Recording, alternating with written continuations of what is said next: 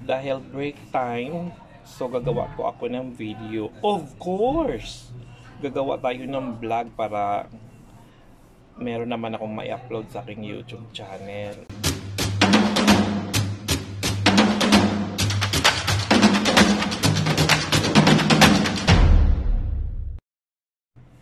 So, dahil isa akong factory worker, of course, may kaltas ako sa SSS, may kaltas ako sa Pag-ibig, and may kaltas ako sa PhilHealth. So, nag-start ako as factory worker since year 1995. So, kung year 1995, ngayon po ay 2024, meron na po akong almost 29 years na hinulog sa SSS. So, paano ko po yan mabe-verify kung hinuhulugan po ako ni SSS? Hinuhulugan pala ako ni employer or yung mga employer na pinagdaanan ko before. Of course! I-check ko lang yan gamit po ang SSS mobile apps or pupunta ako sa www.sss.gov.ph na makikita sa browser para ma-check yung mga contribution ko. Dahil tuloy-tuloy po ang paghuhulog ng aking employer sa aking SSS, of course, nakakapag-loan ako pag kailangan ko ng pera. At the same time, kapag merong calamity dito sa area po namin, ay nakapag-avail din po ako. So, para sa akin, dahil nga ang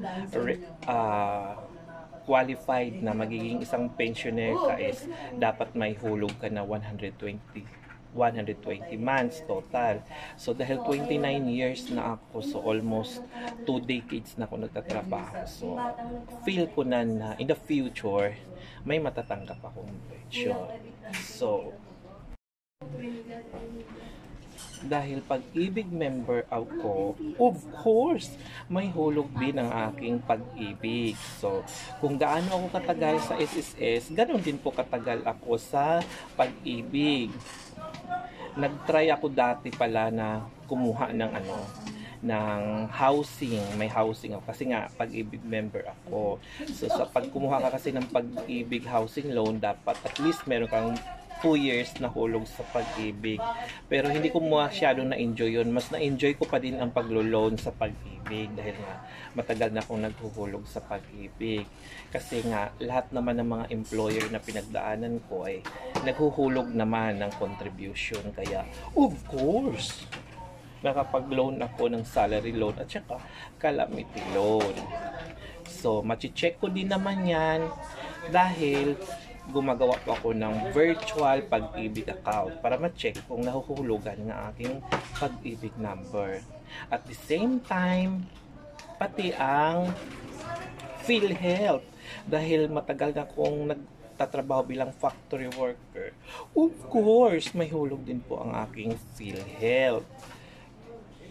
Kaya, machi-check ko din yan through the website of PhilHealth. Gagawa ka rin ng online account po.